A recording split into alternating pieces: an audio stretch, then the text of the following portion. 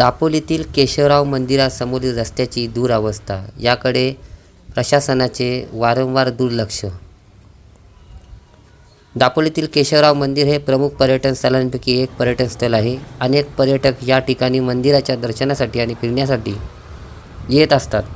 परंतु या ठिकाणी रस्त्याची अवस्था अत्यंत खराब आहे आणि पार्किंगची सोय देखील खूप कमी आहे. तरी लवकरात लवकर याकडे संबंधित प्रशासनाने लक्ष टाकावे असे स्थानिक नागरिकांकडून आणि पर्यटकांकडून बोलले जात आहे. प्रतिनिधी विद्यमान गुरव, विद्यावंता न्यूज, दापोली.